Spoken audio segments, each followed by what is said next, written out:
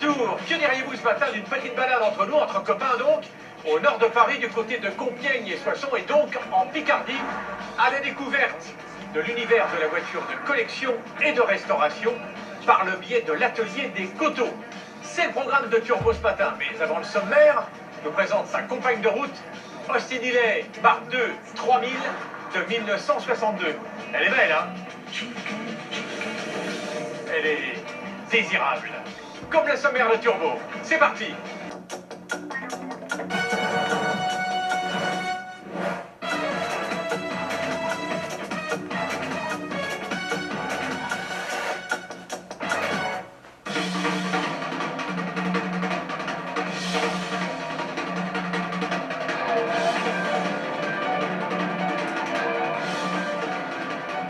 Bonjour Oscar. Bonjour Dominique. Là, je découvre un monde que je n'imaginais pas. Vous avez combien de voitures ici? Dans l'exposition, une soixantaine. Mais que des pépites. C'est notre spécialité, beaucoup d'anglaises, hein, vous avez vu? Vous faites quoi ici? Vous restaurez? Oui. Vous en retenez? Absolument. Tout ce qui est en rapport avec les voitures anciennes, jusqu'à 1975-80, parce qu'on n'est pas équipé pour tout ce qui est électronique. Mais on fait des restaurations intégrales sur toutes sortes de voitures. Ça, c'est un modèle? XK120 cabriolet. Oui, très recherché. Plutôt rare et puis recherché dans cet état. Ah bah, les somptueuses. Une seule fois. Ça vaut combien? Un peu plus de 100 000 euros. Mais c'est un placement en même temps, non? Ah oui, oui. En l'occurrence, c'est pas une dépense, la voiture ancienne. C'est-à-dire que quand vous achetez une belle Ça va voiture faire drôle moderne... à ceux qui nous écoutent ce matin. Non, mais ils vont comprendre très rapidement. Aujourd'hui, quand vous achetez une belle voiture moderne, vous faites le tour du pâté de maison, vous revenez, on vous en offre 20 ou 30% de moins. Pas fou. En gros, une voiture ancienne, vous mettez de l'argent. Si vous achetez une bonne voiture de bonne qualité, vous mettez X prix dedans. Un an après, elle vaut au moins le même prix. Et 3, 4, 5 ans après, si cette mode continue, elle vaudra plus cher. C'est une mode qui dure depuis une trentaine d'années pour nous, quand même. Parce que depuis une trentaine d'années, on restaure des voitures qui prennent de la valeur. Donc, il n'y a aucune raison pour que ça change. La passion, on va l'entretenir pendant toute cette émission. Pour le moment, on va se consacrer à quelque chose de plus moderne, mais ça fait partie aussi du sommaire et de la programmation de cette émission. Le mondial de l'automobile ferme ses portes dans quelques heures, à la porte de Versailles. Sur le stand Citroën, notamment, il y a la nouvelle C3 que nous avons essayée avec Étienne Brouet, la nouvelle C3 de Citroën. Et puis, Oscar, on se retrouve après pour voir la suite de ce palais de la découverte. Merci, avec plaisir.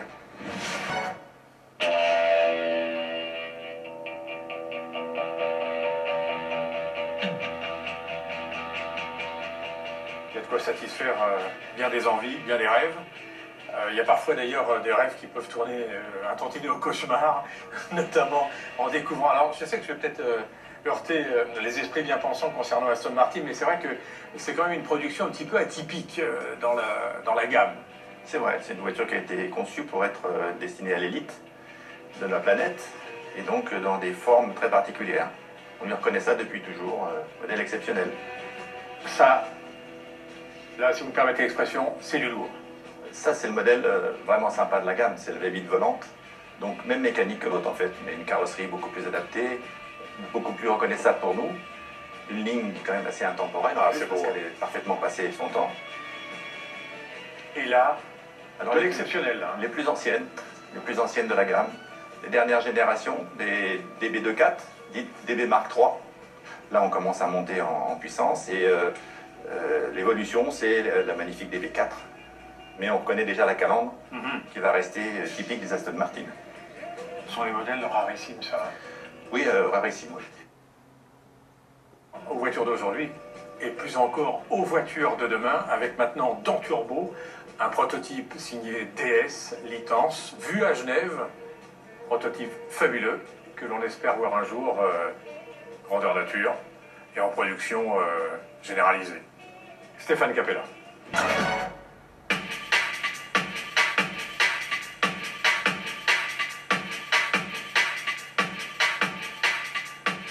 Dissimulé sous sa protection, le carrossier masqué, c'est Eduardo. Spécialité? Carrosserie, grosse carrosserie. Emplacement d'éléments très abîmés, formation de tôle, la fabrication de n'importe quel élément de Parce carrosserie. que, en fait, autant pour certaines voitures, on trouve encore des pièces détachées, des éléments de carrosserie, là, vous êtes carrément obligé de refaire des éléments de tôle. On va plus vite à fabriquer qu'à vouloir reformer certains éléments. Parce que ce qu'on peut acheter, par exemple là c'est une Austin Healey, On peut éventuellement acheter des éléments de carrosserie qui sont reconstruits. Ouais. Mais on les récupère avec quelquefois 1 cm d'écart avec ce qu'on a besoin. Donc on va plus vite, nous, à refabriquer un élément juste à la dimension qu'on a besoin, et surtout dans le cas de doublure de pièces importantes. Là, vous voyez, on a renforcé le côté de la carrosserie pour ne pas déformer la caisse. Alors, c'est des voitures qui peuvent être issues de sorties de grange, comme on dit traditionnellement, mais qui peuvent aussi provenir de ventes aux enchères. Et là, il faut toujours se joindre à l'expert quand même avant d'acheter. Oui, la voiture peut être belle en apparence et... Absolument. Non, mais il n'y a pas de règle. En fait, si, la règle générale, c'est de se faire conseiller. De toute façon, pour acheter une voiture, on a aujourd'hui des appareils qui permettent de mesurer les épaisseurs des tôles, les épaisseurs des mastiques, etc. Donc, il est certain qu'arrivé à un certain niveau d'épaisseur de mastic, on peut éventuellement se poser des questions. Ça, c'est clair. Bon, on vous laisse travailler, Eduardo. De profiter du découvrable pour entendre... Voilà. Parce que c'est quand même un moteur qui a gagné les 24 heures du Mans, faut pas l'oublier.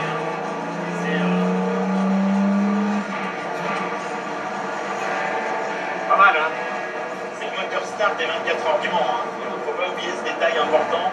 Alors c'est une cote très élevée aujourd'hui, C'est évidemment. très élevé aujourd'hui. On est sur les 120 000, allez, 120 000 euros. Hein. Alors on va rester, François, dans l'univers Jaguar, et pour cause, puisque maintenant avec Étienne Breuet, on va s'intéresser de très très près, c'est-à-dire en l'essayant, à la version survitaminée de la voiture fétiche de Jaguar, en ce moment la F-Type. C'est la version SVR. Et là, ça pulse. Étienne a dû s'amuser. Ouais. Alors, il fait partie de la jeune garde de l'atelier des Coteaux. Bonjour Julien. Bonjour. Sans mauvais jeu de mots, vous allez faire peut-être école, en expliquant d'où vous venez et ce que vous faites. La formation. Bac pro, au total 4 ans, et après je suis resté ici. Et là, vous étiez dans l'atelier depuis combien de temps? En mécanique ici, ça fait une dizaine d'années. Ah, ça fait déjà une belle expérience alors. Ils sont combien comme ça ici, Oscar? En tout, on est une vingtaine. C'est dur à trouver. Hein. On les forme, on les prend en apprenti, on les forme. On a bien des jeunes qui sont apparemment passionnés, qui arrivent pour avoir une formation et qui tiennent pas le coup. Parce que finalement, quand on les voit comme ça, les voitures, c'est tentant. C'est joli, c'est fini, etc., c'est beau. Mais quand on a au quotidien des tôles pourries, de la rouille, Quand on met les mains des dedans. tôles, quand on met vraiment les mains dedans, pas forcément la mécanique, mais la partie carrosserie, ça peut être lourd à tenir la durée. Il y a une autre génération qui arrive, passionnée, qu'on arrive à former, donc la relève est assurée. Est-ce que vous sacrifiez à une demande qui, je ne dirais pas se généralise, mais se développe de plus en plus, c'est j'aurais mettiez des freins à disque sur ma voiture, là où il y avait des tambours, une direction assistée, là où il n'y en a pas. Vous faites ça? La clim, sur les voitures anciennes? Bien sûr, on le fait pour Pour vous, c'est pas un sacrilège? Non.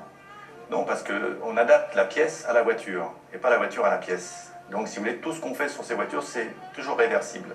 Surtout sur la sécurité, hein. Mettre des freins à disque sur une voiture à frein à tambour, ouais, j'entends déjà les puristes qui lèvent les bras au ciel. Certainement. Mais, néanmoins, pour un peu de fiabilité, un peu de sécurité, de toute façon, là, on a quand même beaucoup évolué ces derniers temps là-dessus. Les voitures de collection étant de grand prix maintenant, on essaie de limiter au maximum les améliorations pour les laisser le plus possible dans leur jus.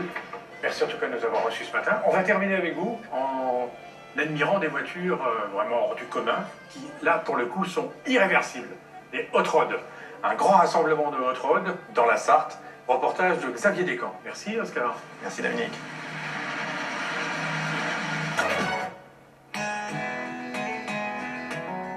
Juste avant de se quitter, pour rappel, nous étions aujourd'hui au nord de Paris, en région Picardie, à l'atelier des Coteaux.